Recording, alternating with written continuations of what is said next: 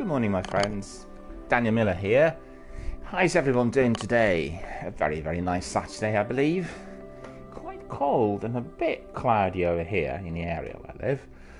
But I hope that you're having about a better weather, perhaps not this cold.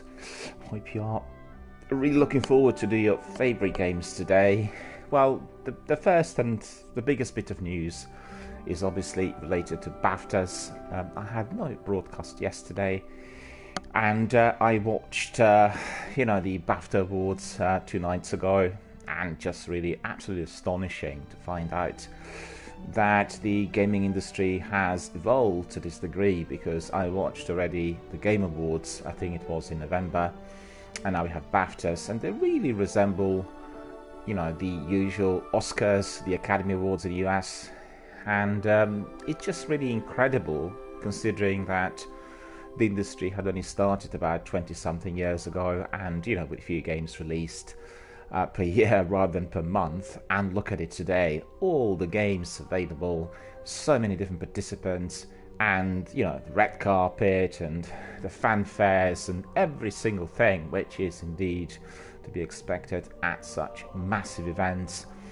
Needless to say, similar to the Game Awards, God of War swept up everything, and it was surprising to see that in this instance Rockstar did not get much from the awards, and Red Dead Redemption 2 compared to the Game Awards did not really feature too well. But I really enjoyed the presentations, I enjoyed the entire coverage, and everything said and done, and I think it really is giving us a very, very good view on what is to happen next. Video gaming and as entertainment and activity is rapidly growing and evolving, and as you know, it's all down to the community and connectivity. The games like Fortnite and Apex are breaking all records of all times, and presently there's this debate whether the multiplayer battle royale style is indeed a kind of game that will be completely overtaken, a type of game, and whether the multiplayer will be affecting the investments in other games like your adventure stroke single player games. And there's a lot of discussion out there on what can be done in order to preserve the old trends and the old greats, and I think there is going to be a place for everyone out there. The other discussion which is really presently held, and certainly some topics that I looked at, are related to the new generation of consoles. I know that we are always dividing people into console vs PC community, but I think this will altogether merge in the near future. We are going to see everyone being able to access the vast majority of games through any platform, and Microsoft are evidently working on this 24/7. The reason for that is very simple. It is on one hand monetary, because you'll be able to cut down some of the expenses. On the other, you are going to be creating one single big, massive, great, enormous, gigantic community of gamers in one place. And as you know, if you look at the way people use internet, just think about it. If you're able to use Google on one platform, let's say your browser, and then some other app on another, well, certainly it would define what people are using, what devices, i.e. platforms. That has to be resolved, and I'm quite certain it will be. Evidently, some platforms may be preferable when you do certain games, because they might have been made or tailored for that particular platform, particularly some of the FPS games, competitive shooters. They are likely to be predominating again on PCs. The reason is very simple. You will get your much better ability to aim, and with your mouse and keyboard you'll have enhanced or advanced controls on the game. But you never know what happens next with the console development. There may be other types of devices introduced in order to provide better controls. Hard to tell what they might be. They might be digital, they might be like tablets or phones, they may be in form of some new controllers. You never know. Everything is developing rather fast. And the biggest bit of news obviously is related to Project Anaconda. Have you heard of Project Anaconda? Hopefully you have. And that is the new Xbox console. they will release at least one console without any form of physical drive, and it will be digital only, which means they'll reduce the price of the console quite sizably, and they will try running the industry, through the entire digital download facility, and therefore they'll cut out the middlemen, i.e. your high street retailers and obviously those online. It'll be interesting to see whether this really takes off, whether the community is going to embrace it. I did read some articles this week on this, and quite frankly the community is quite divided, because you will have younger generation of gamers, and I'd say these are people 25 years and below, 25 years and below, and they are very keen on instant access. They're not keen on stocking up and waiting to get your copy and all of that. And then you'll get obviously older gamers and people who are 25 and above, let's say 30 and above, are absolutely going to oppose it, because they do want to have special editions and collectible items and everything else, which has been really a tradition, not just in video gaming but also with board games and with books and various other types of products, where you would retain a physical product because it was different, special, unusual, had a little bit of extra, it was collectible. And most importantly, if you are in possession of a physical product, and remember that, and if the product is treated with, if you are just looking at everything downloaded off the net and having it stored in your digital account, this might or might not work depending on your access to the server, the speed of your ISP, and many other technical issues. We do not assume that suddenly something would not work, but we did see many times when there were technical problems emerging on the developer servers that people couldn't access multiplayer, or there were problems with matchmaking, or there was disappearance of the leaderboard. So there was something, and the avalanche of dissatisfaction was enormous. Everyone did not have one moment to spare in order to remain patient or wait for that to be resolved. Indeed, it was resolved. But, that is in the virtual space. You're dependent on all the other factors out there. The providers, the middlemen, the masts, the internet connection, the developer, all sorts of other entities that are providing you with the service. And obviously, if some of them become non-functioning, the service is no longer there. So definitely something that people could keep in mind if considering that the access to certain services will be infinite. And I think that applies in particular to services where you are storing your photographs or treasured documents, or something of great significance. Make sure you have it backed up on some physical format as well, in order to keep it, just in case there are any problems.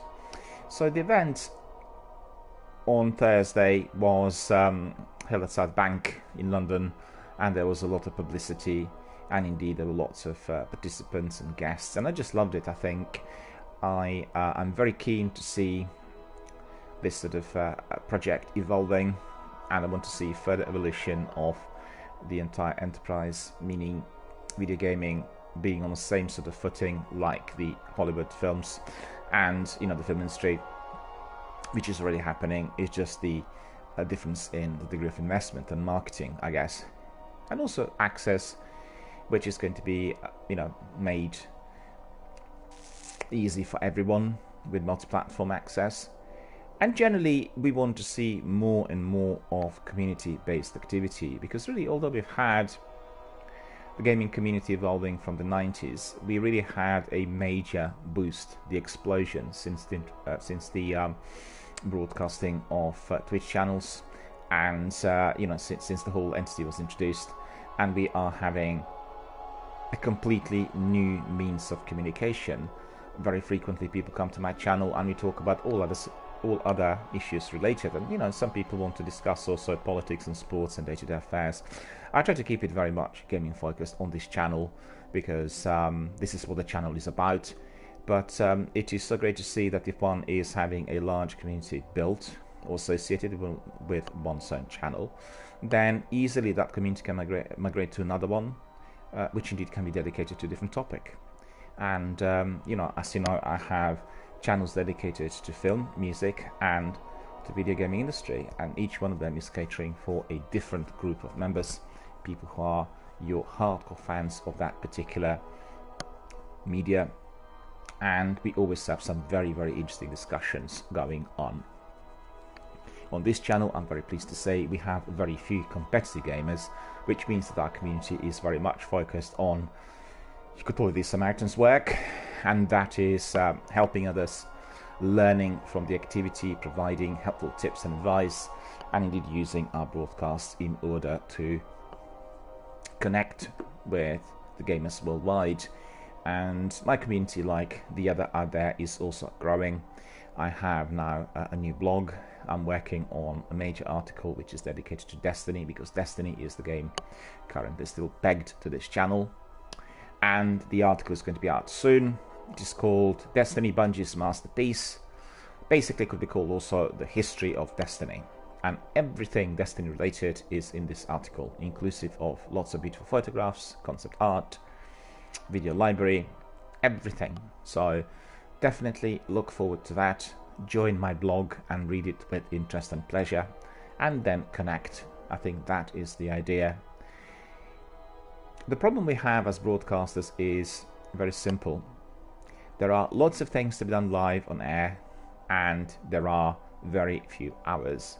So we have to be quite focused. We need to be able to prioritize. We need to constrain the broadcast a certain number of hours, because similar to any other 24/7 activity on the internet, like doing tweeting or Instagramming or doing financial markets trading, there isn't an end. Those services are always up and running, but you've got to find your own space, your own window, when you are going to be able to engage with the entity and then deliver the services which are obviously of the best quality, meaning you've got to be alert, awake, focused, and with a prepared program which is going to be delivered to your audience. This sometimes could be seen as quite hard if you are, for instance, doing games like Apex or Call of Duty or Fortnite, the games which are very focused on the competitive element. But once you set up these parameters of these are my hours of broadcasting, this is what I'm going to do, and these are the audiences that I'm trying to attract, then you will get the very, very best results. There was a lot of talk on Twitch and broadcasting the other night on the margins of the BAFTA Awards, and I think anyone who entered would have been quite interested to hear that individual, ordinary types of people, Twitch broadcasters, were given a lot of attention. We've had one of them attending the Game Awards in November, and I was quite delighted to see that, because I've been following it already for a couple of years. And literally, you had the example of somebody doing something as their own startup with no investment in their own room or in a garage, and then growing into the global level. So that also is another very interesting aspect of this sort of online enterprise, because as we are progressing, the technology becomes cheaper and more accessible. Therefore, we are getting more people to participate, and particularly I think when we will have everything integrated as cross-platform, well, then there will be a proper exponential rise on those participants, and the number will simply be staggering. A bit like what you have with Instagram, more than 1 billion people using it and having it on the device and actively sending photographs every day. A few years ago Instagram was nothing. People just didn't bother. But today it's the most commonly used app, the most popular app on the planet. Community is all about connecting and communicating, so obviously what I'm trying to do here on the channel is exactly that. I have to see what I'll do with my main broadcast, because my feeling is that in recent weeks we've had a serious depletion of our Destiny community. There are few people watching and playing Destiny 1, and usually those that come here are my old community members, and very, very few new people would have actually come here and had a word with us. Difficult to say as to why that is. I guess the main problem is that the game is no longer provided with maintenance. We have no additional missions or services created, and the greatest number of Destiny 1 veterans migrated, I think it was in last December, to Destiny 2, because the season started and the seasons were providing something extra, basically what people expected for Destiny 1. And the other reason is Apex. The remaining lot who liked the Crucible and competitive gaming also went to Apex. We have also the Division 2, a very, very wonderful, beautifully designed tactical shooter, the extension of Destiny 1, the original, with lots of interesting bits and novelties introduced. Many of those have been greatly appreciated by the community, gamers and industry alike. And so the fact is, broadcasting has to be focused on the areas where there's a lot of interest. So maybe what I will do, and I was considering that during the last couple of days, to do shorter Destiny streams in a day. So we'll have a few hours of Destiny, and then we'll choose something else, and we'll focus on another game in order to draw attention. But they will be associated and affiliated. I think one of the services which I'll continue to promote here is PS Now service. That's your look yesterday at the new inclusions. And for instance, this month we had 5 games introduced. They actually introduced them, I think, on weekly or bi-weekly basis. So because I did see some new introductions during the last few weeks as well. And indeed, Sony and I have decided to introduce Metal Gear Solid. We have almost the entire franchise on the server, and I was pleased to see that not just that I can access the game through the server, i.e. to do streaming through the PS Now services, but I can also download it, which means I can stream it. So I'll really thoroughly examine all the other older games to find out whether the downloading capacity or facility has been extended, because I really had a problem with that. Where you had to be just streaming through the server and you could not be streaming them through Twitch. The other thing is, if you are doing PS Now streaming directly, the picture on your display is going to be somewhat smaller, and also it is not of such, well, it's of good quality, but it's not 1080 plus 4K as you would get it on those downloads. So there's a significant difference, or you could say a significant benefit, if you are indeed downloading those games and getting them to your console, because then not just that you enjoy the highest quality, you'll be also able to stream them through Twitch and then bring them to your community. So really in view of the fact that I'm going to be celebrating 6 months of broadcasting this month, I will be introducing some changes to the channel, and also in the way through which we interact with our community, because I do want Twitter and Instagram to be a bit more integrated with my blog, and I need to work out the gadgets and widgets which may well be bringing greater interest. I have to say that compared to my film entity, the interactivity on Twitter is significantly different. We have a different group of users, and people are not necessarily communicating, and they're not necessarily interested in industry news, which is quite surprising. And I thought that a lot of gamers would be quite hot on getting everything from Game Informer, Games Radar, IGN, all the other platforms, but they're not. And they're more interested in personalized content, which is the postings of certain screenshots, certain type of gaming activity, personalized comments on certain types of communities which were built or established through their own channel, etc., etc. So the nature of that sort of communication is significantly different, and I'm still sort of exploring it and finding out what the best way is, because I've seen some broadcasters, in order to coerce many participants to their channel, they start creating many conversations with lots of kind of unknown people out there.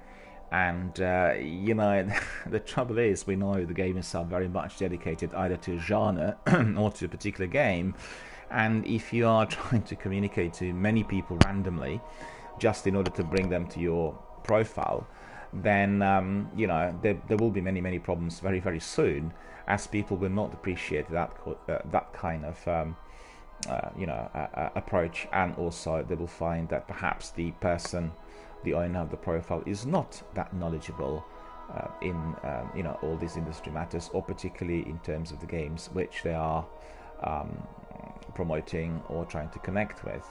And we know that playing online games is primarily focused on 2 different types of activities. One is, and that's quite a, I'd say, smaller number of participants, professional competitive esports, element, which means you need to polish up your game to be like a pro and get fantastic scores and then crack on with the tournaments.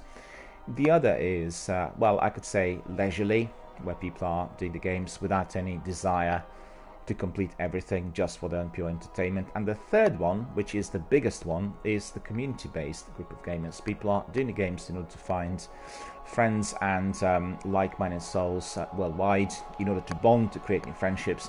And that's exactly as to why my channel is pegged to that community. Must admit, whilst we were doing the Crucible last week, very briefly, for about 2 or 3 days, we were getting some other people here, and I was not pleased by the presence, and they were bringing in a very toxic element of criticism. And I wouldn't even say that this was something very competitive. It was just almost like trolls, and it was very sad to see that here, because this was the first occurrence since it started, obviously, with the channel.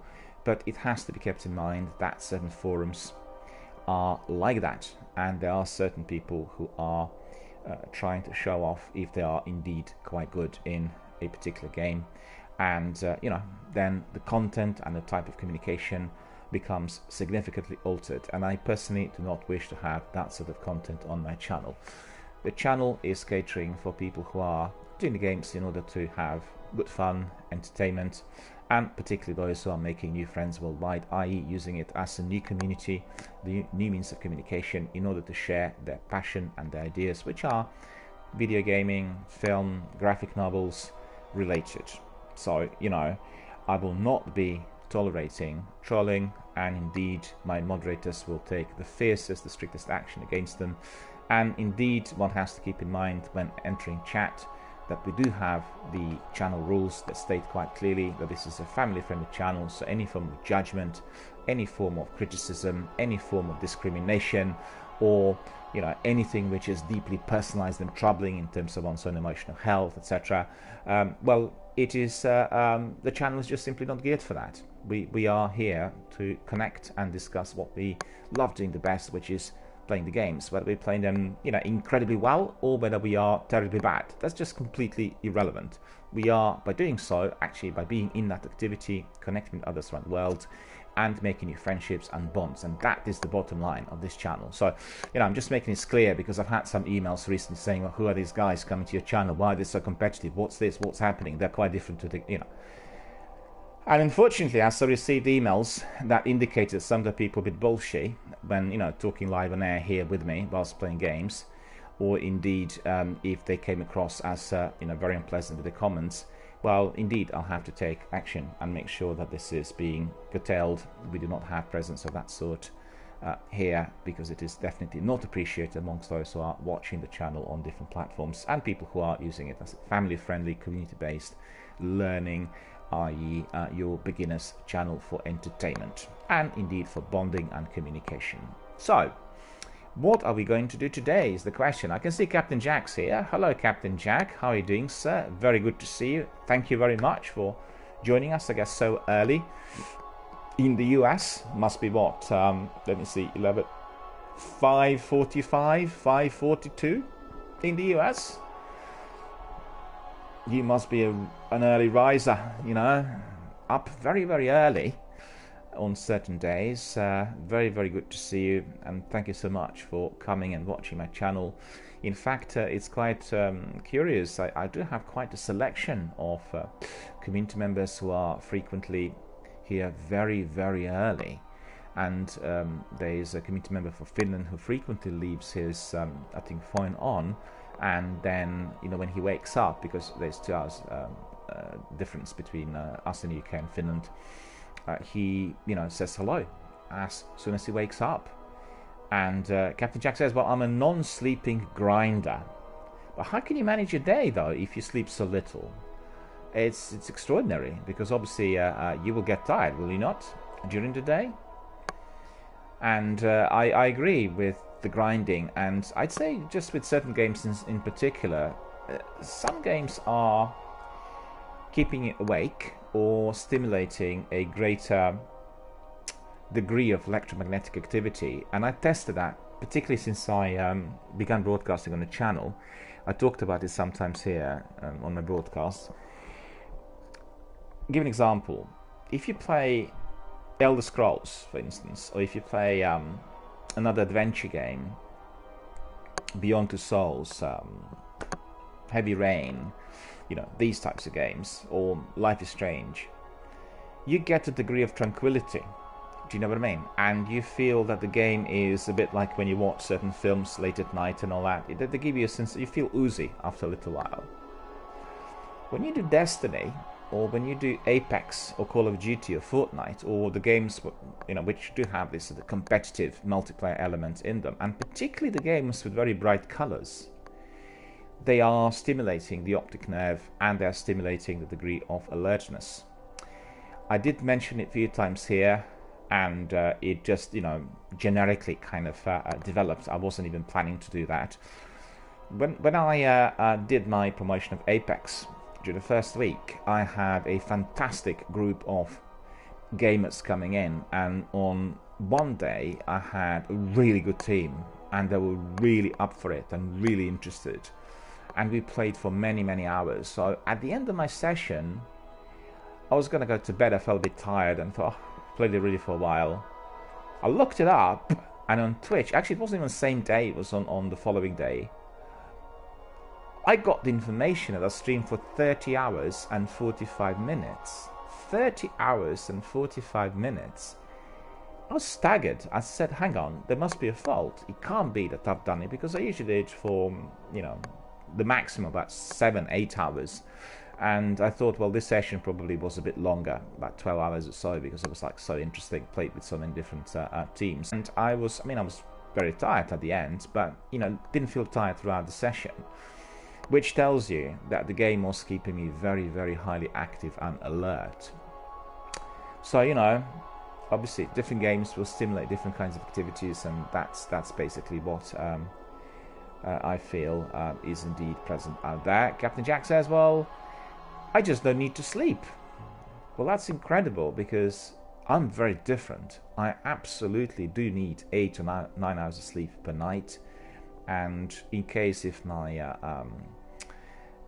sleep cycle is interrupted or so, then I'll fall asleep and I still sleep the extra 8 or 9 hours, because I biologically cannot hack it.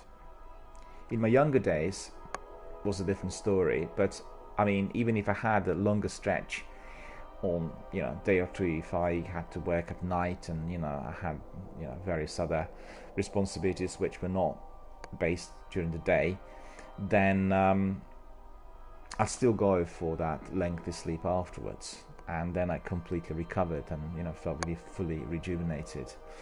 But otherwise I feel really haggard and tired and feel pains and all sorts. So let me think.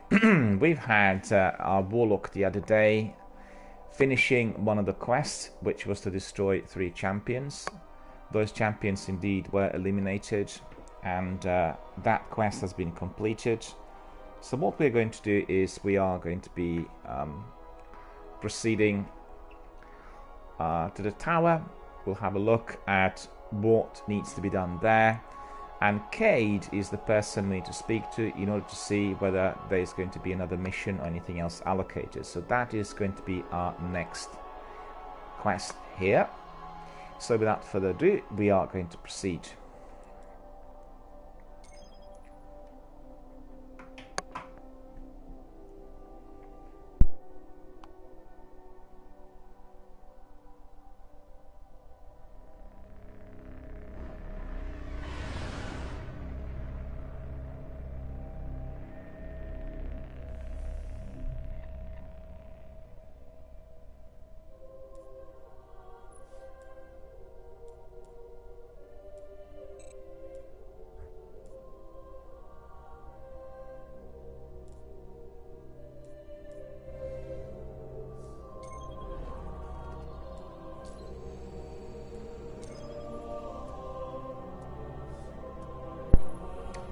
Stand by and then proceed to the tower.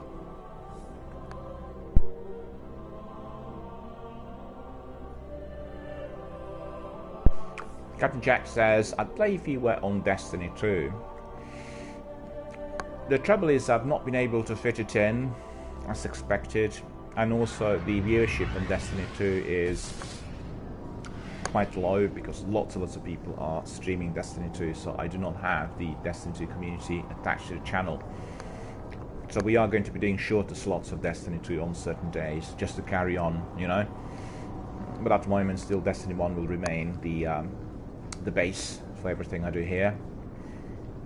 I'm considering also a slot which is going to be especially for variety streams, so we'll be able to do other games, and that is both for the community as well as for myself. I have to admit, to you honestly, it's the first time in my life I'm doing one game at all times. I never did that before, and the reason is quite simple. I like a variety, I like doing the games and then moving on. And in this instance it's very different because we have a community and we constantly communicate, so it's not just like doing solitary gaming. But I do get tired at the end of doing just one game, and I'll have to really carefully consider what other games we are going to be introducing, because what I like about doing one game is you have this continuity. You can always follow different aspects of gameplay and can bring in new people.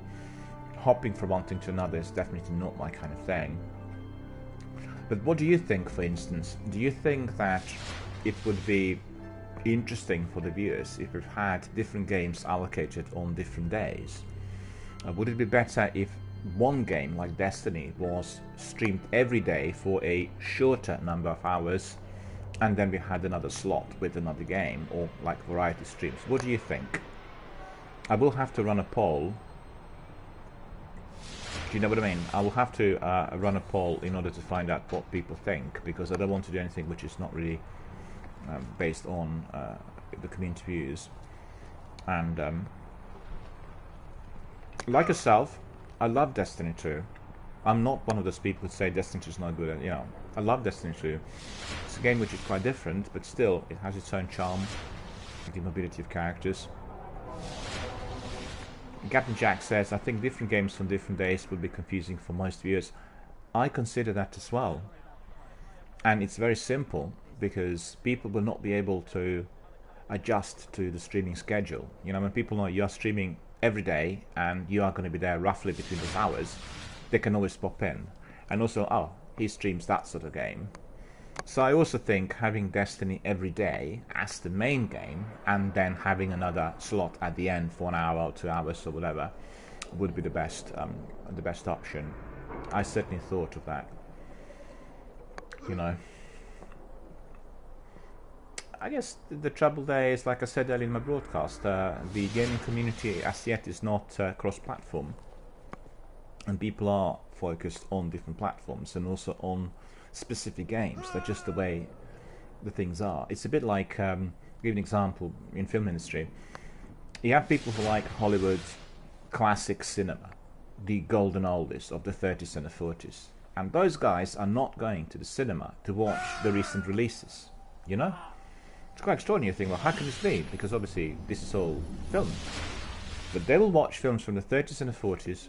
Or, for instance, like the other night on Wednesday, I was with our silent cinema club, and we have, I guess, the biggest and the most important, if you wanted, silent cinema club in Europe, as it is obviously made of leading world film historians and people from the industry.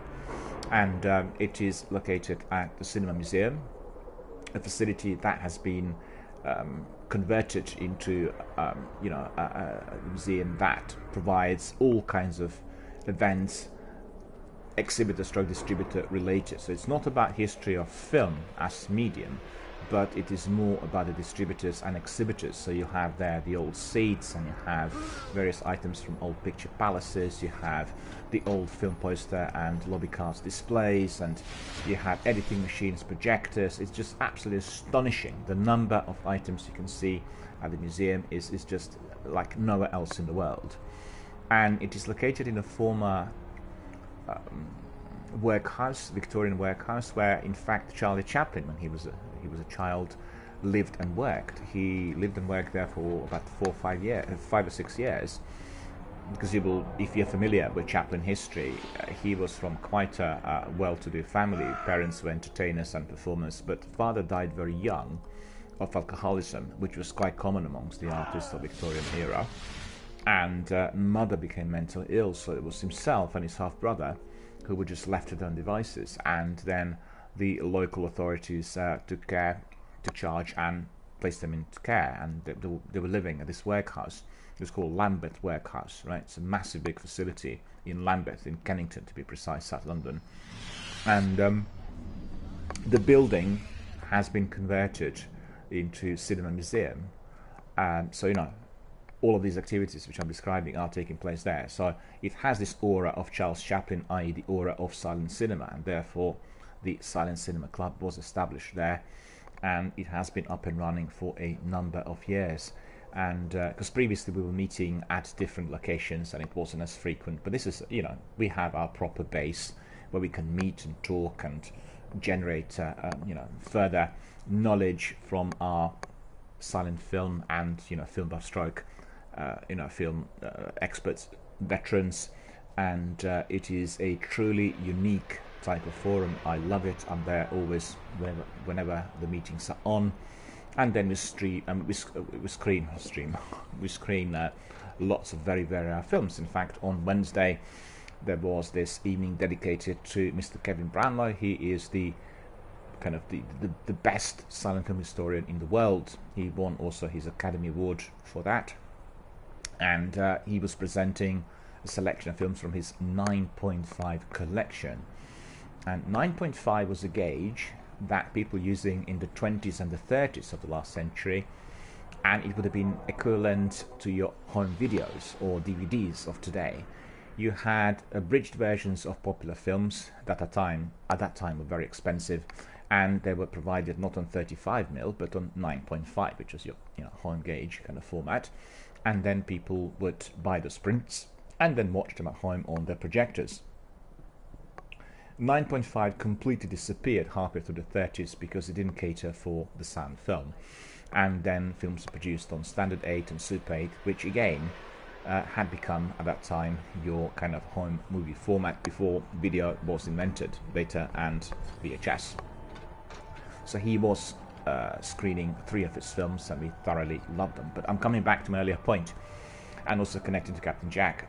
What is important is to realize that if somebody likes films, it doesn't mean that they will like all films. They like just one genre or one period of film history, and they'll be dedicated to that. They'll be watching that all the time.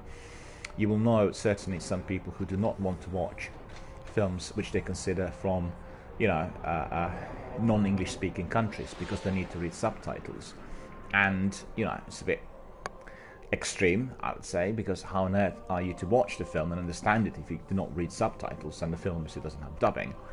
But you'll get people like that will just absolutely not watch it. On the other hand, you have fans of European and world cinema, and they'll just go and watch those films exclusively. They will not go and see any of the latest blockbusters or anything coming out of LA. Gaming world is similar, and then structuring everything here and planning for streams has to be exactly that. It has to be precisely, correctly scheduled and presented, and therefore, just like you said, doing too many things at once is going to be of no good to anyone. Dilutes the focus, and people will not be interested. And I guess this is a mistake that lots of people do when they do broadcasts. And it's just that I like trying out different games, and I have to say, during the last 6 months, I've had very little time to be trying out anything that would have come out, if it wasn't presented here on the channel, or indeed connected to PS Now. And I feel I'm lagging behind. When I did see some of the games that are currently offered, I thought, I really want to see that, I really want to play that, but there aren't many enough hours in the day. The game I really like, I don't know, I want to ask Captain Jack about this. Have you played Metro at all? Metro 2043, or Metro Last Light, or Metro Exodus, the recent ones? And if so, what did you think? I tried the first 2 on, they're both remastered. I tried Metro 43 and Last Light on PS Now services, and I loved them. I thought they were just really, really amazing, beautifully designed. In fact, they reminded me, well, they were a bit like a merger of Stalker, Shadow of Chernobyl, which was for me one of the best FPS games of the last decade, a PC game, and also Half-Life and Dead Space. So it's the merger of the elements, you know. Probably the closest to Stalker, because it happens in Russia, and there's this element, there's that Slavonic element about the characters and the locations which you can see. But I thought just the way it was designed, the atmosphere, visually, it was really, really very impressive, and I loved it. I just didn't have enough time to, you know, to go through the game. And I played also, what else? Red Dead Redemption 1 and 2, and you know, I think for anyone who does broadcasting, what you experience very, very quickly is the way you do your gaming changes, and it changes in the direction which in fact is not going to bring you back again, you know. It's just like you're continuously moving forward. What it means is you are doing a game together with your community, and you're constantly communicating with everyone who's coming in, particularly your regulars, and then, you know, the newcomers and first-time viewers. And it becomes a very interactive type of experience. Doing it again by yourself on your own, for me, doesn't have that charm anymore. It never did, to be honest with you, but still, I did it. We do sort of together, you know, two friends together doing the same game and that sort of thing. And that also changes the nature of the gaming altogether for myself. And Captain Jack says, no, I've not played Metro. Well, if you are subscribed to PS Now services, have a look. I've looked at Metal Gear Solid 2 episodes yesterday. I've looked at Shadow Conspiracy and 2 Star Wars games from the PS2 days. They had introduced them, I think, day before yesterday, so 5 new inclusions. And it's great. You know, you just click, stream, enter the game, play, find out what it's like, and that's that. I really like the speed. I really do. You know, I'm a gaming veteran. I've been gaming for many, many years, and I have to say I dreaded and I hated the old days on the PC. I really did, because I did have quite a few situations where I go and buy a new game. You buy it in a big PC box. You might have seen it if you are obviously of younger generation, you know, on Google. You stick your CD with excitement into your PC. You want that game to download. The game downloads. You want to try it, and then you get a massive error message saying, "This doesn't work. The download is not going to function in your system. The trouble is with this and the other." And in those days, you didn't have patches. So you had to go to the developer and ask to send you a patch. This would take weeks. Just think about it. You went to the shop, you bought the game, you spent whatever amount, you got back home, and you couldn't play the game because it wouldn't work on your computer. And that was one of the sole reasons as to why I immediately converted to consoles once they were invented, because with consoles, you know, PlayStation 1, you just get your disc, stick it in your console, and it would always work. So, you know, it is just it was just revolutionary. And then also Xbox Original came out as well. So, you know, I was immediately using those consoles because I have to say, on my PC, lots of games didn't work. By the time Xbox Original came out, the multiplayer was evolving on PC, and there were patches, you know, to be downloaded. But still, to me, it just seemed like a major chore, and doing it to consoles appeared to be a lot easier without those technical difficulties. Well, there were no technical difficulties, none. And the reason is simple. Those games were not multiplayer to start with. They were on a disc, and whatever was on a disc was then instantly playable, you know? It's different now with the consoles. When you download and you have updates, and it's just a different beast altogether. But at that time, from having maybe 6 or 7 years of constant problems with the tech side of things on your PC. I wouldn't say that it was for every game, but I remember buying Black Dahlia, and then suddenly what you had was,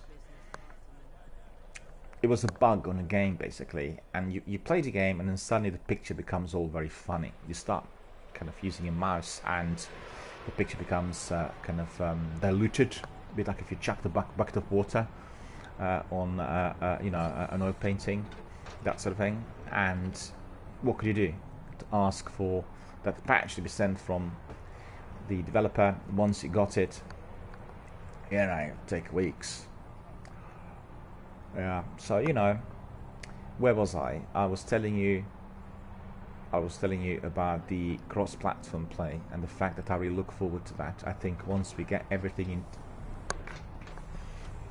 accessible through one medium, and particularly with multiplayer, obviously you've seen that with Fortnite and other games, it is possible. So it's just a question of enhancing the existing technology for everything else.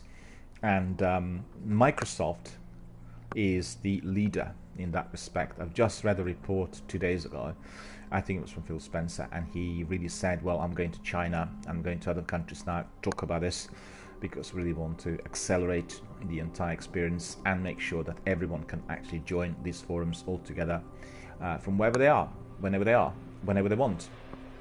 And I think this is going to be definitely a novel and interesting experience. I do know lots of people who are playing FPS will be unhappy, but we'll have to just wait and see. Because as you could see, like the apps, you can access them through your phone, you can access them through your PlayStation, through a PC, through a TV. Not all apps, but a certain number. And that is to follow in our video gaming world as well. Captain Jack says, I'm not subscribed to PS Now. Well, it would be a waste of money for how much I play Destiny 2. Yeah, I guess for myself also, I considered, well, maybe I'm just not investing it properly because I do not have that much time to play these games. But on the other hand, I can always check, and that's the benefit, because when I read the industry press, they mention certain games, and then I can just go on PlayStation and quickly check to see what they're like and get a very, very good overview, because what better way to check the game but by actually jumping in, It's really ideal. I really like the way one of the Metal Gear Solid games was. I played it yesterday for a little while, and it was very similar to the beginning of Fallout, when you are kind of waking up and then you're finding out for yourself what the world is going to be like around you. And I'm playing obviously Snake, who's seriously injured, recovering from a massive explosion. He was in coma for 8 years, and he just wakes up, and it's very brutal, I have to say, which I do not particularly like. But the opening sequence is so immersive that it really draws you to play again and again, and it's all from your kind of POV basically, and really, really exciting, and it was so great to be able to access it instantly. I've seen it on my news. They said we released today this on PS Now services, and I went there, tried it without any extra cost immediately. In fact, I was eyeing up the game in my local CX because the price was dropping. It's coming to about, I think, £6. I thought if it drops to about 3 or 4, I'll buy it. And there's no need to buy at the moment. I can both stream it and download it, and that is just astonishing. So, Alright, we talked a bit about the channel and all that I'm considering at the moment. And like Captain Jack said, I think we'll keep our Destiny streams per day, but then we'll add an inclusion. I want to ask Captain Jack, what do you feel from your experience at Twitch channels is the best duration for a stream? When you're watching some channels, how long would you watch it for on average? What's the best duration? In my experience and analysis, 5 hours generally has been the best, and the vast majority of pro gamers who are doing broadcasts for 5 hours, then they'll have a break. They may have another stream later in the day within that kind of time span of 5 hours, but 5 seems to be the favorite of everyone's, and also Twitch and other platforms are promoting it as being necessary for the viewership, which I think is correct. It is correct because your attention will drift after 5 hours a bit, and the tiredness can set in, both in terms of attention spent on comms with your community members as well as the gameplay. Captain Jack says, for him, duration really depends on what you are doing. That's in terms of the gameplay, but I was more thinking about the, like a broadcast. Do you know what I mean? The difference. Because if you are doing a long grind, it may be sometimes longer than 5 hours, and you'll be focused on that as your major task. But as a broadcaster, you will be focused on how this is engaging with the community. And I did see sometimes that activities in Destiny, there were some activities like raids and strikes which were preferable for the viewers. You'll get more viewers coming in and watching it for a bit longer. And there are, for instance, patrols or some story missions which are not that popular with the viewers. So, it is, I guess it needs to be adjusted. Yeah, Captain Jack says 5 hours seems really drawn out if you adjust patrolling. That's right. That's right, because in all the open world games, patrolling or exploring the open world is basically part and parcel of the activity, and that sometimes can be a bit tedious. And I guess, I'm sort of how do I put it? I'm in two minds about something. You do get viewers who come in, and people who like adventure games and like watching story missions, and they'll literally sit in to watch the entire story. And then you get people who are into the multiplayer stroke competitive elements where they want to see action. So the story missions, because they're always the same, are no longer as exciting. They much prefer seeing, Crucible, i.e. Battle Royale style gameplay, or indeed PvE, where you are battling different types of enemies that will appear to be different according to that specific activity. And one can't cater for everyone, but I think I was more considering the average, the best possible duration of a stream, because if somebody likes watching Destiny streams for, let's say, 3 hours, then having it for 4 hours is more than sufficient, and then the other 2 hours could be spent on Elder Scrolls, for instance, or Fallout. And Captain Jack says, but if you are doing things people are interested in, like raids, playlists, and Gambit Prime, Reckoning, then 5 hours definitely is reasonable. Yeah. You see, personally, I think my community members who will be watching my stream for 5 hours, maybe not even exclusively, they'll have it on their phone and they'll do their own gaming, they'll just listen to what's said, and they'll come in from time to time. They will be doing it for about 5 hours. I've very rarely had somebody just watching it for longer than that, because people will do other things and move on, and I think their attention span will just go elsewhere. So that's the idea. I think that's probably what has been also spotted by Twitch and other entities through that, by indicating that it's the best if you can do it for 5 hours and plus whatever. And it depends on the activity as well. Yeah, I mean, Destiny, we have lots of different things to do, and one can be doing strikes, and there are obviously 4 different types of strikes. One can do playlists, and in the weekly activity, always interesting, and it doesn't feel ever repetitive. And Captain Jack says, well, I'm not a streamer, you really need to try out different things and see what works best with your audience, which is what I've done already. The experiment, in fact, ended a couple of weeks ago. You remember me telling everyone that I've tried different time zones and I pitched different things for different audiences, and that was going on for about 3 months. So I'm quite clear in my stats and diagnostics on what needs to be done, and the stream I'm doing presently is the final version of that sort of experiment.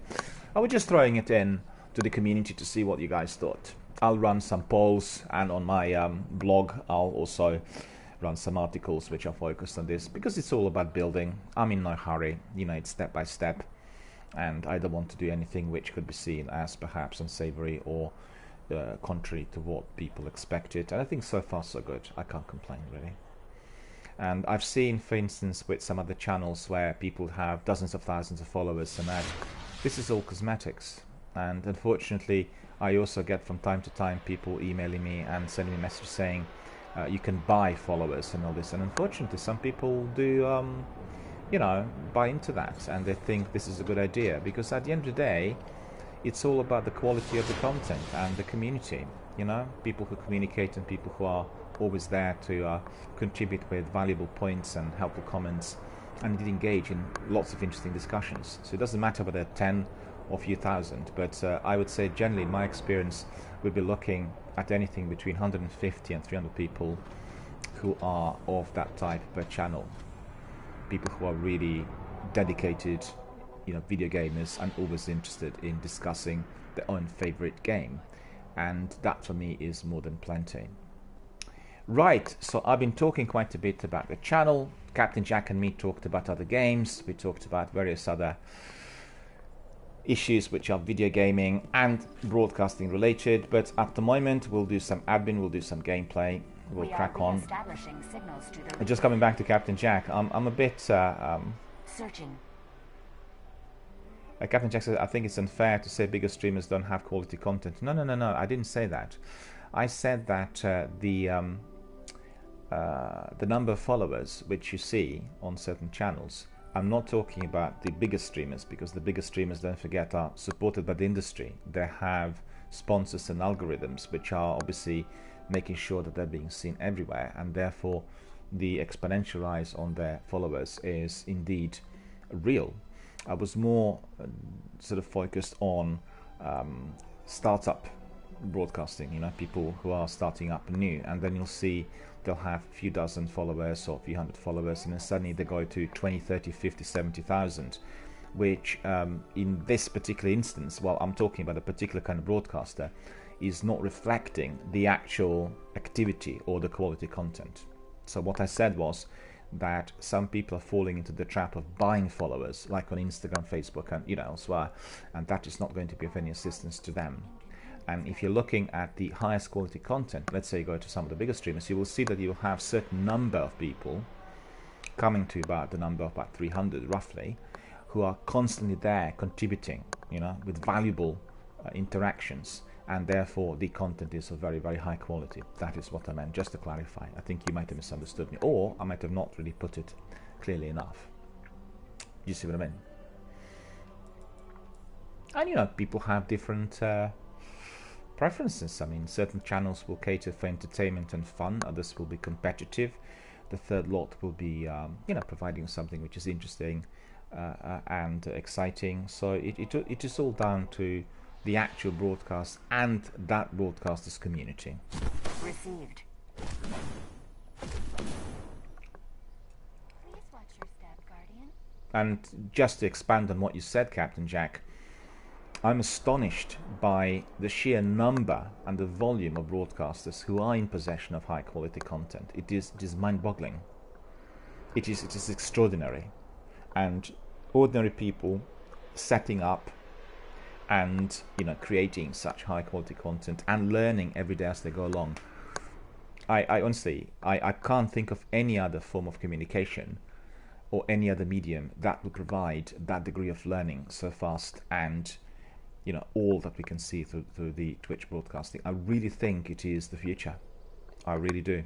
And you will see that the biggest challenges and the biggest differences will occur once Twitch or such forums expand to other fields. So they're not going to be just gaming related. They'll just become related to anything else, current affairs, music, all of that.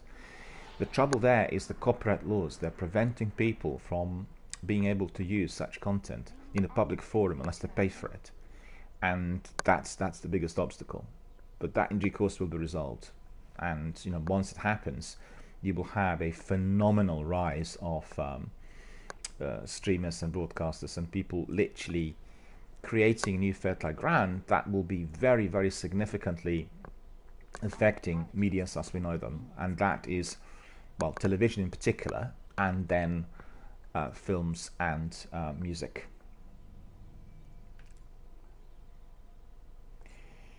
Well, it's fairly new. It's been around for a few years, right?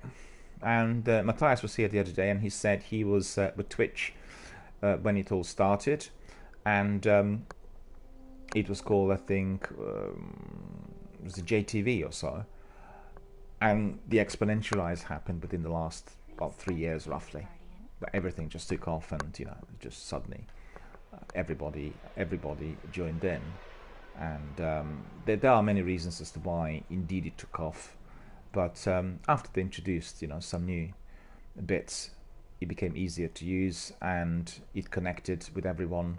It provided a platform for that degree of communication, and that indeed had affected its own exponential rise as well. So really, really good.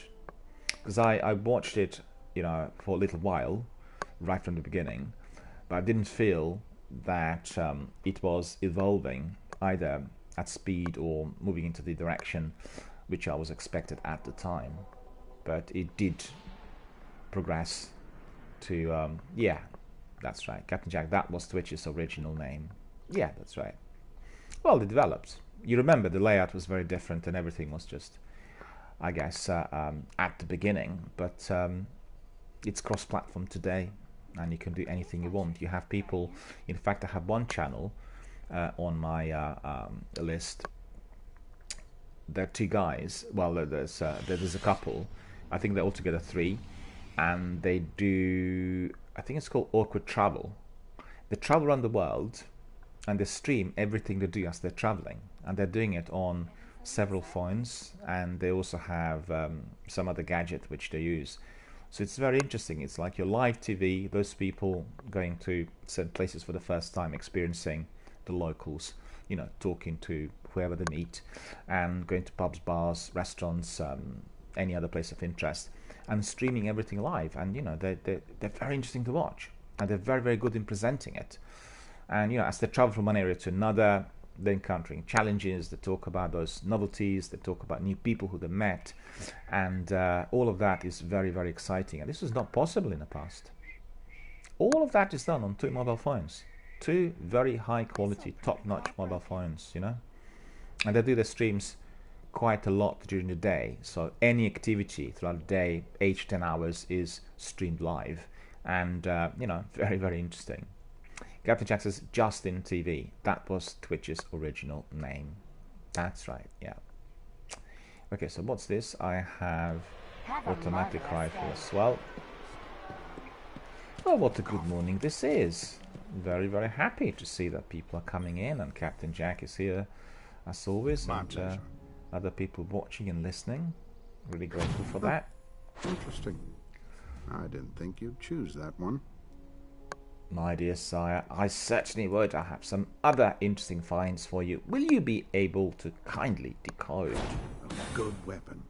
Yes, he says. Dead Regnum. And then we have Lunar Corral. And we have Diluvian. Okay, let's have a look at that Diluvian.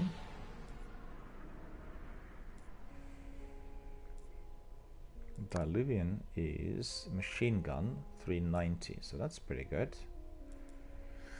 The Swarm is the machine gun as well. So we have several machine gun. Oh, I need to do some cleaning up. And let me see. 390 attack. Magazine 11.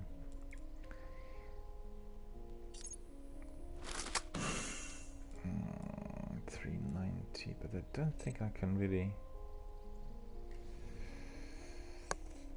Let me just see very quickly. 320. Yeah, I do need to infuse. No. What I want to do was simply to have a look whether I can infuse. Yeah, I don't have exotic shards. It's been a problem with this weapon already for a while. Put the Margot loop back on. And then in here we have Devil's Dawn Sniper Rifle. Okay, we're done on that. We're done on that. And then in here we have the swarm. But actually what we do need is, let me see, young wolf's howl. Okay, 394 defense, 390. Spin metal sensor. I think the other one has that as well. No. Okay. Can keep that one for that reason alone, because it has that sensor. 390, 390. Seraph.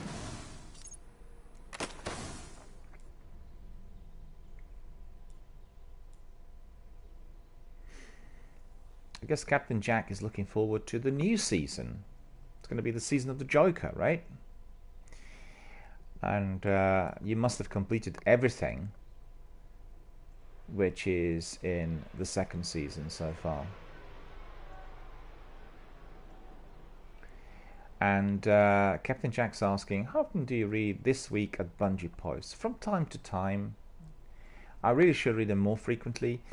What I have is a system through which I get all the news on the daily basis, and they comprise all the other, industry entities, magazines, and various other industry sources, developers and publishers, and so all come together to me every day in one lot, and I just go through all of that bit by bit, and then I post whatever I consider very, very significant.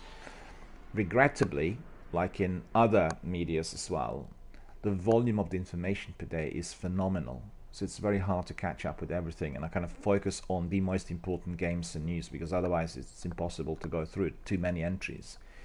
And I tell you, a very good magazine, a very good online magazine or online website to read is Eurogamer. So I most highly recommend it to everyone. And unlike with Game Informer and the other ones, IGN, where you feel that some of the reviews are quite biased because they do not want to be offending the publisher, Eurogamer is very sort of close to the bone and completely impartial. So I most highly recommend it. I've been reading both the articles and watching the videos as well, so really good. Captain Jack says, Joker's Wild is the current season. Joker's Wild and Season of the Drifter are the same thing. Oh, I see. Well, I've not been there, so I'm really not overly familiar with it. The next season is Season of Opulence, aka Penumbra, which comes out in June. So you still have, well, the recent season came out in February, so it's going to be February, March, and May. And April. No, I'm getting wrong.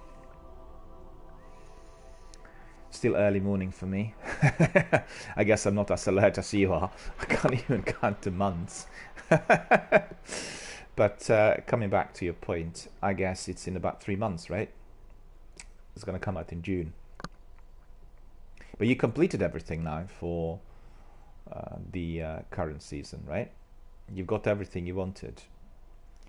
You told me that one of the grinds was like really never ending, and you were doing it for a long while. So I bet it was really difficult, arduous, and tiring. 390 defense. 2 months, yeah. Well, I guess if you come to the end of everything in this season, you can always do a bit of Anthem.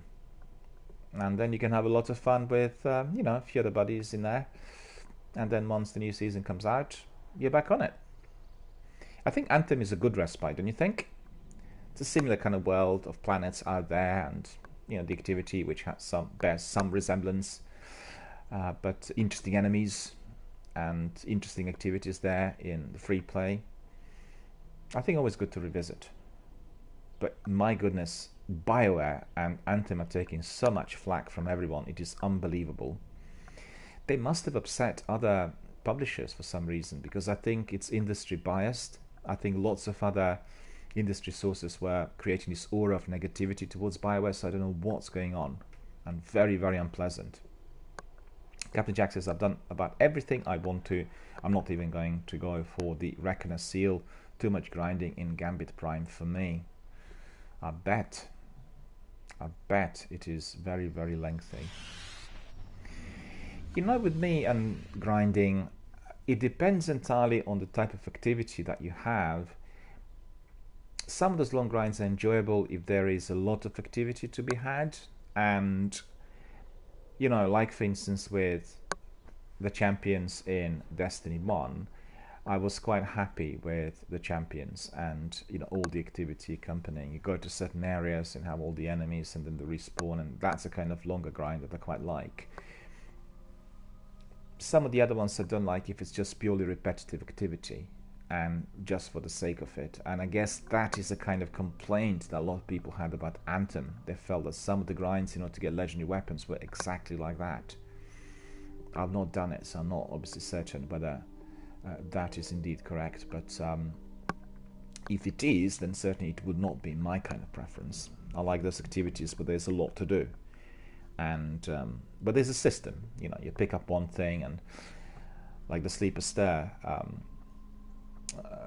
quest was quite lengthy, but I thought at the end was quite enjoyable, and it was giving us a very, very good reward. But on the other hand, the one I'm doing at the moment, or the one I've sort of tried to do to enhance another sword, was not really as enjoyable. And I guess perhaps to do with the fact that my upload speed is so poor, and therefore I can't really engage with the Crucible. But I just think the Crucible is bringing into the arena a different kind of gamer. You know, people who are really highly competitive and they're not thinking on the community terms, and the idea is just score, score, score, score, score, score, score, and it's quite contrary to what I do here. I didn't like that at all. And as I said several times, I've had some unsavory characters coming here and saying a few things which were offensive to the viewers, and you know. And Captain Jack says the Triumph Seals in Destiny 2 are all about grinding. I bet they are, yeah. So they must be taking a lot of time.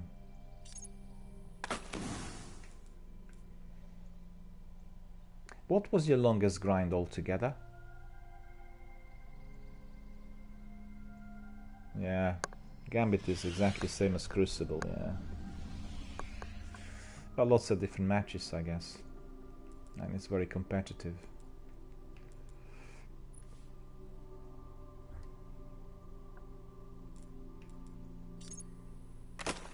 Quite curious to hear. What was your longest grind? Why not? Just roughly.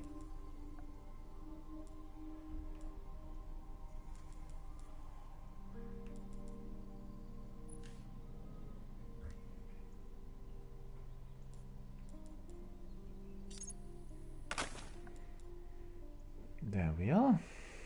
So that's sorted out. I need to go to the vault. Always an interesting conversation, Guardian. Indeed, sir. I shall be back after another hard battle. Fear God, honor the King. I have several things that need to go there. Probably the grind for the blacksmith seal. How long did this take? Can't put these ones in because there isn't enough space. What have I got there then?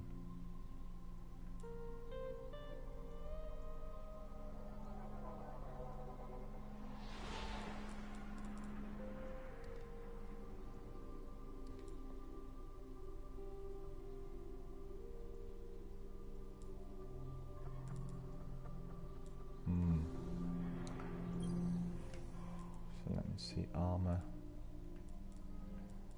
We may have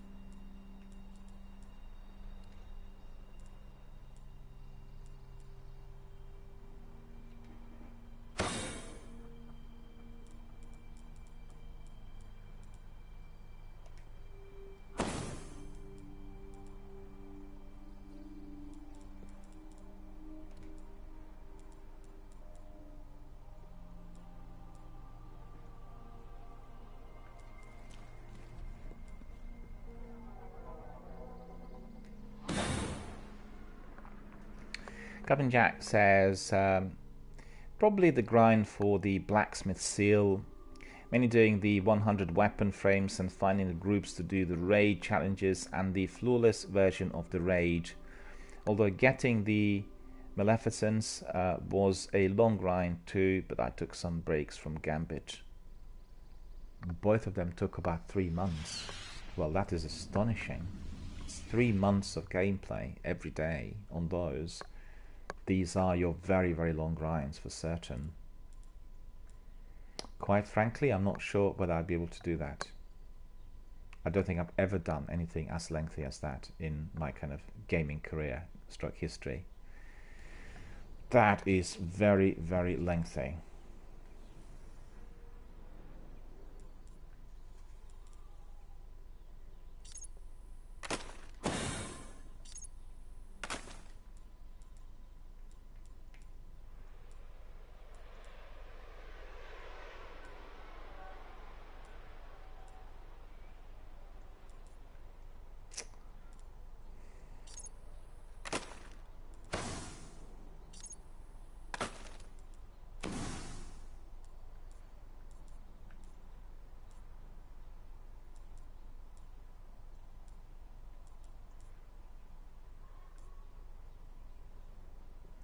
These ones need to go in, but actually I've got 2 of them. I don't need 2 of them.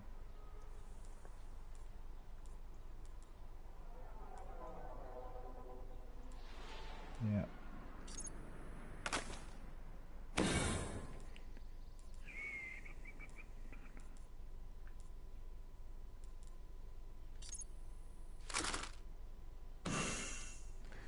Okay.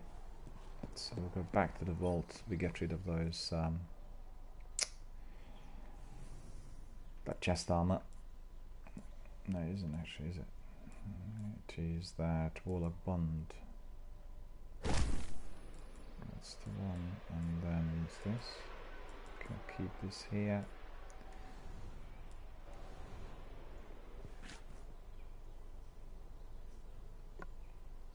Captain Jack says Maleficence is a loot easier now because getting the quest was dependent on killing a certain boss in Gambit that used to have 1% spawn rate.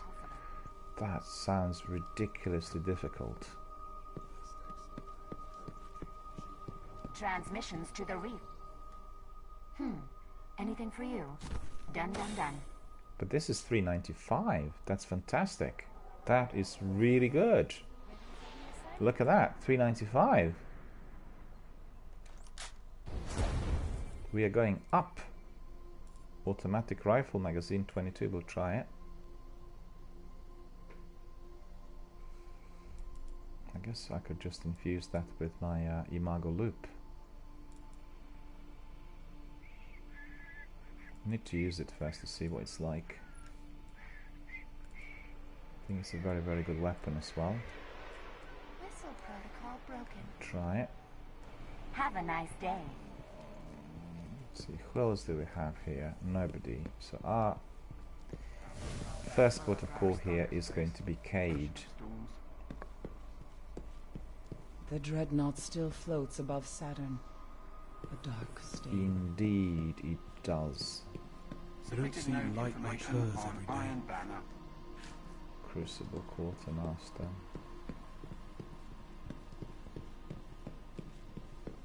Excuse me. Speak to a I have the Cora Sun's Height first. ritual to plan.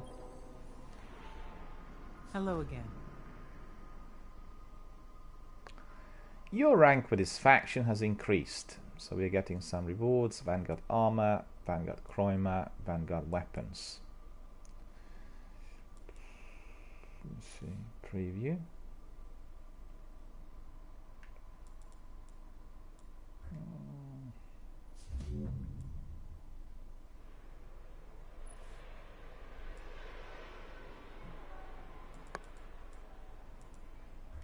Yeah, not really particularly good. We'll go for Vanguard armor again. Okay, Multi-Flight, Strange Coin, and Temporis Flow.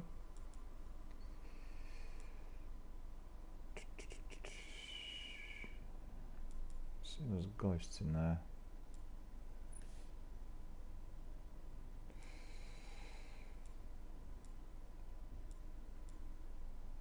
These are quite good as well. Tarwat shell. They're all the same. Okay. Are they? Yeah, they are. Use it carefully. Temporis flow chest armor. No, got that already. We're still here. Keep an eye on Eris. There we are. I still don't trust her. Katie's the person you want to speak to. Good work out there, Guardian. But piecemeal isn't getting the job done. We gotta go for the source.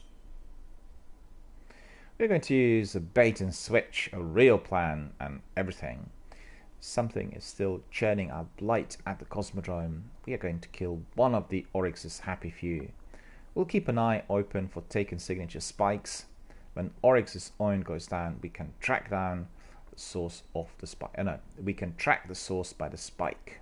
We're gonna use a bait and switch. A real plan and everything. So we have another mission given to us, which is great. We are going to do that straight away. And let's see what this mission is. Yeah, I wish I could go with you. Fear God, honor the king, sir. I'll be back after another hard battle. So we've got the progress. Quests. Taken Earth, Kings of Decay. Hunt the source of the taken blight across the Cosmodrome. Complete mission, Kings of Decay. Alright, so we have got this one. It's been completed. Arc weapon kills. Can keep that one on, in fact. Prison of Elders bounties I've got on this one. Pick up another bounty in there. How are you, Warlock? The one we'll pick up is taken related.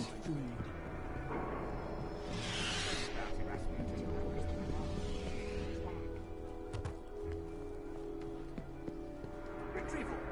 Zander. Checking log.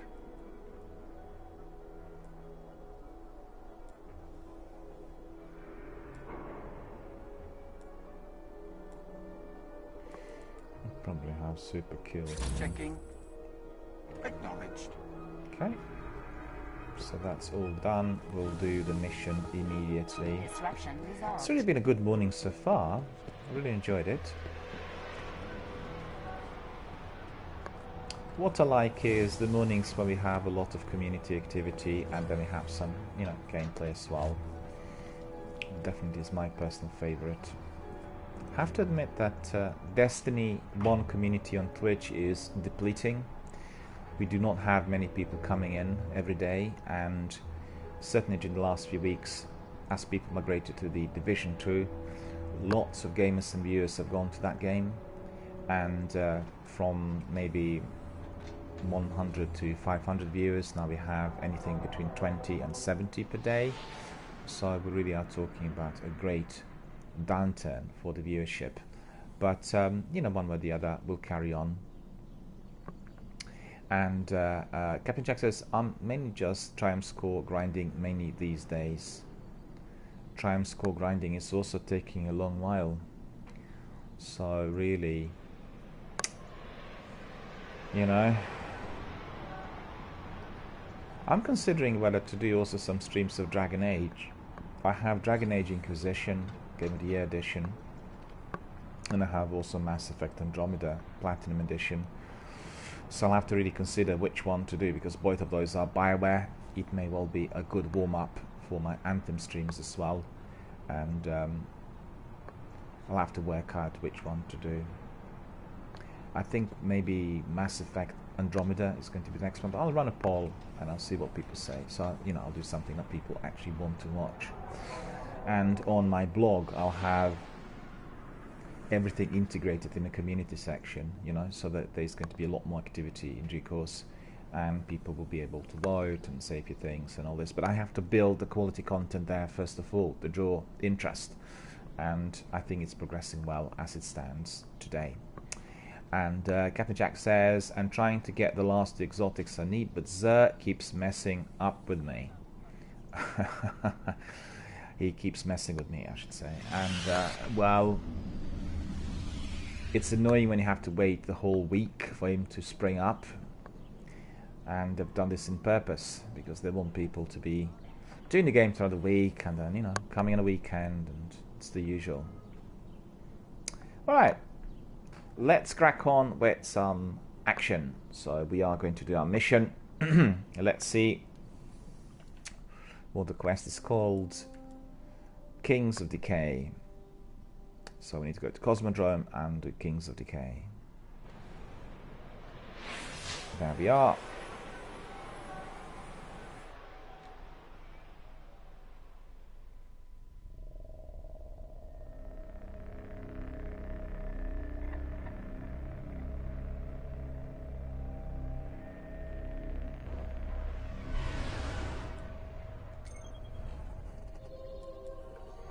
Cosmodrome, Rocket Yard, there it is, Kings of Decay. So, stand by, and then proceed.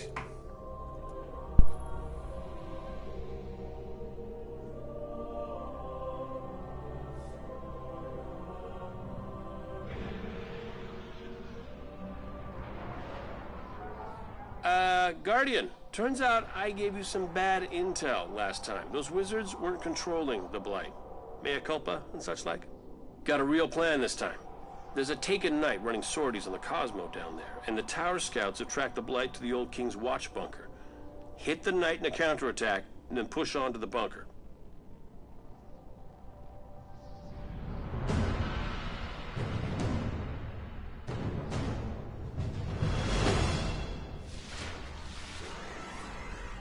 Welcome back to the Cosmodrome.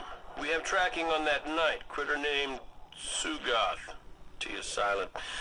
Who comes up with these names anyway? Okay, get after him, Guardian. Cade, knight is down. I'm detecting a surge of power in response. Just what we wanted.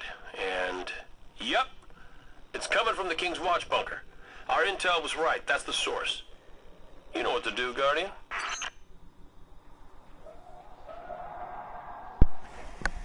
Indeed I do, sir. I shall proceed with caution. I'll obliterate the enemy. Fear God, honor the king. So there we are. I think this is our new weapon. I want to try it as well. We're quite curious to see how well it is going to work for us.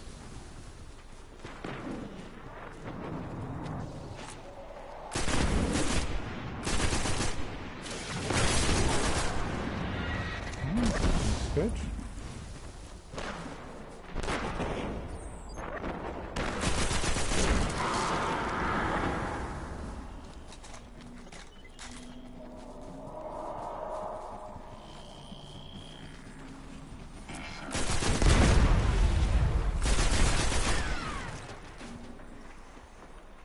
Definitely not a weapon that I will be infusing.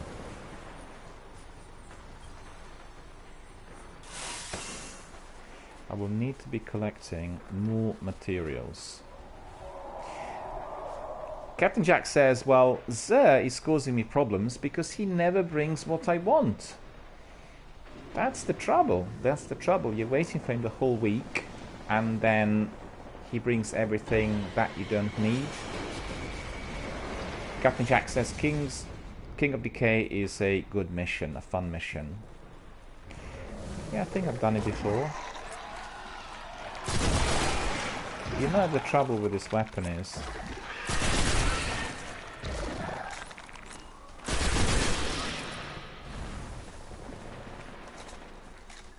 who's there? Somebody needs to be revived. Where is he? So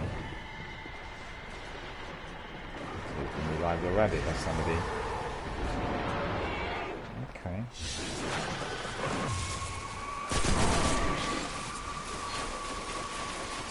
In fact, what I'll do is I'll put my arc weapon on because I think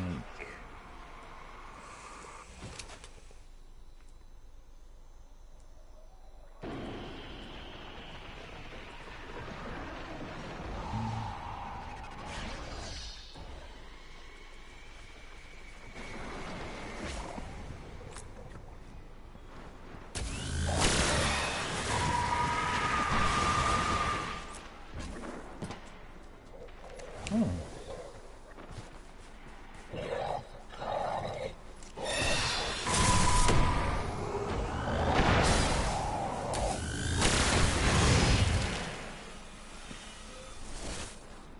For one of the captains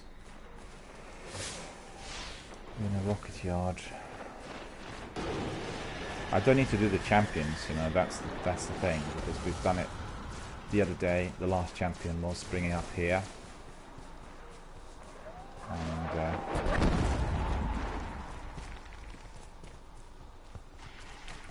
someone's struggling in that by the looks of it.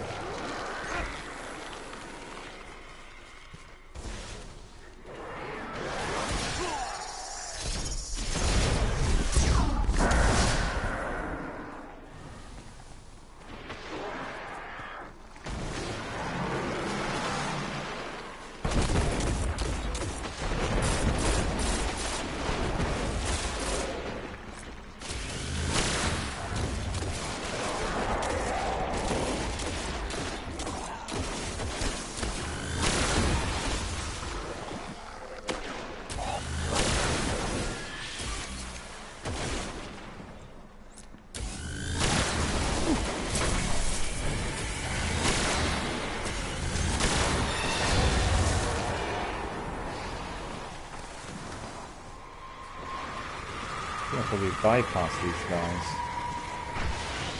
because I've done this already several times.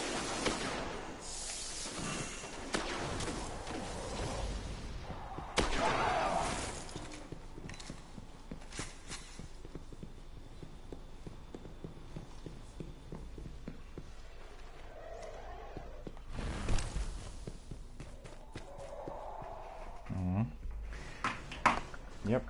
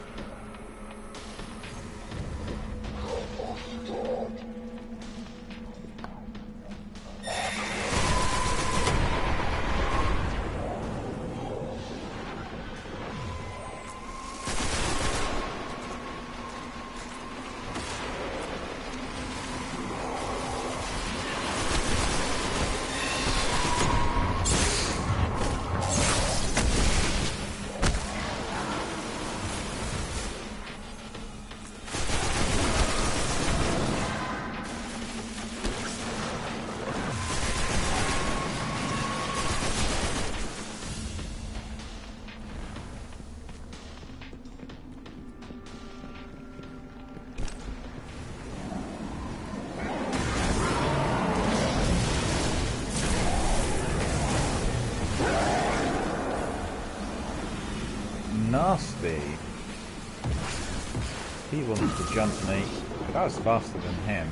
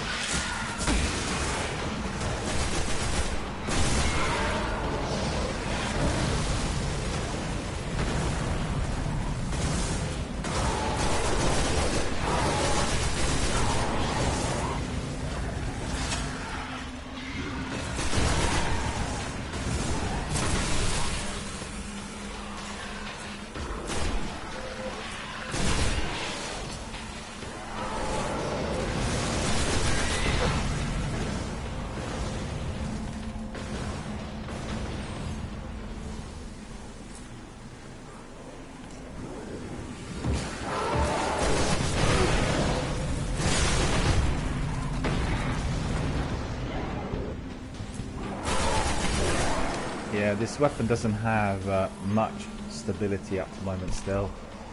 Need to really get all the perks enabled in there. Which is what I'll do next.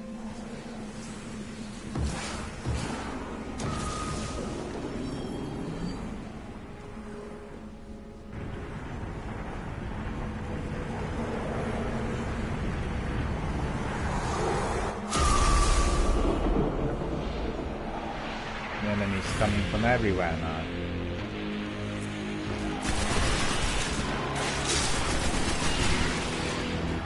But you know what? I think I'll give my Imago loop another chance here, because this weapon is not stable.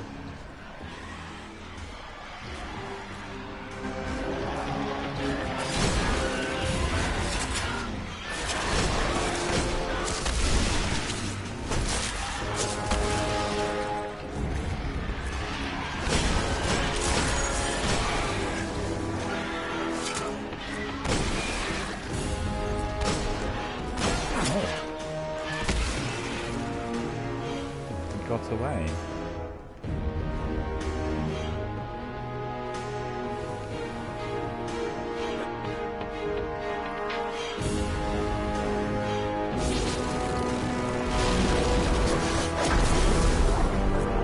What is that? All right.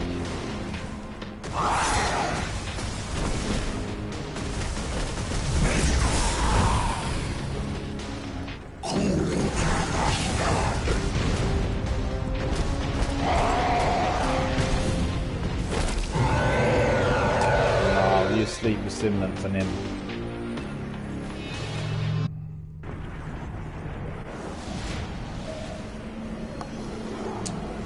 So what we'll do is we'll just enable the sleeper, and then we'll go to consumables, and we'll need to, what is it, special weapon, heavy ammunition synthesis, primary telemetry.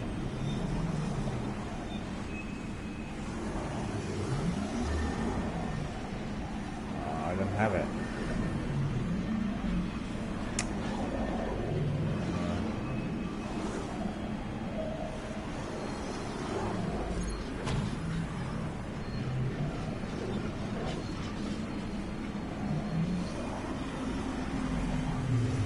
I'll put my sleep on.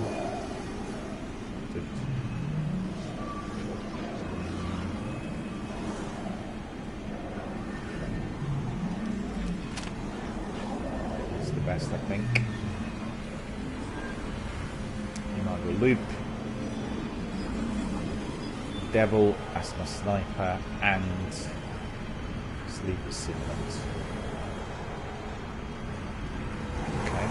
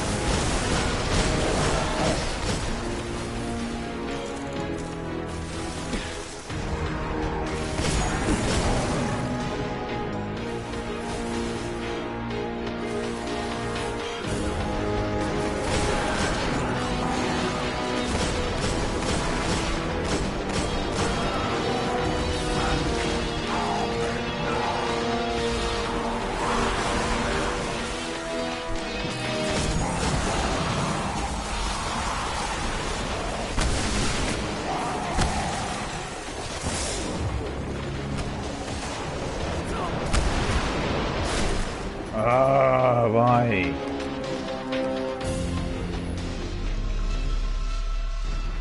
No, that was not really particularly good.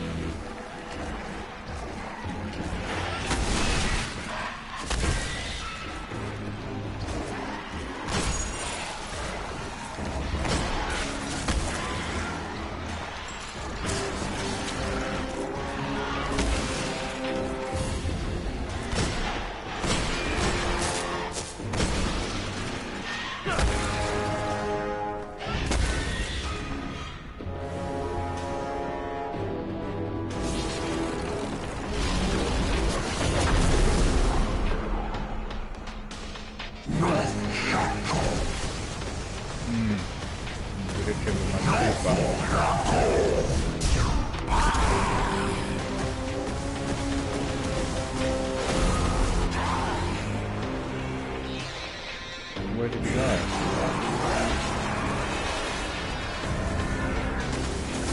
He's invisible.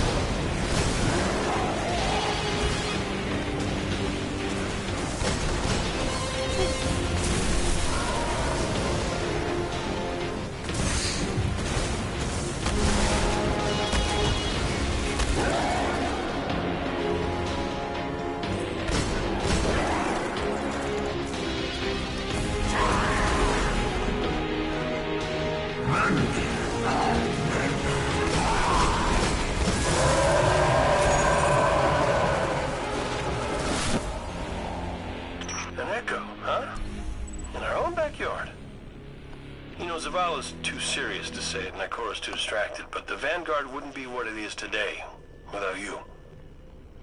That's... Anyway, thank you for the shooting. My pleasure, sire. I'll be back to the tower as soon as possible. Fear God, honour the king. So what we need to do is we go back to the tower, speak to Cage,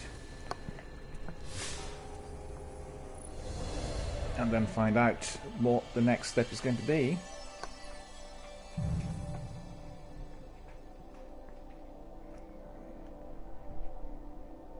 No rewards. Don't matter. We'll continue.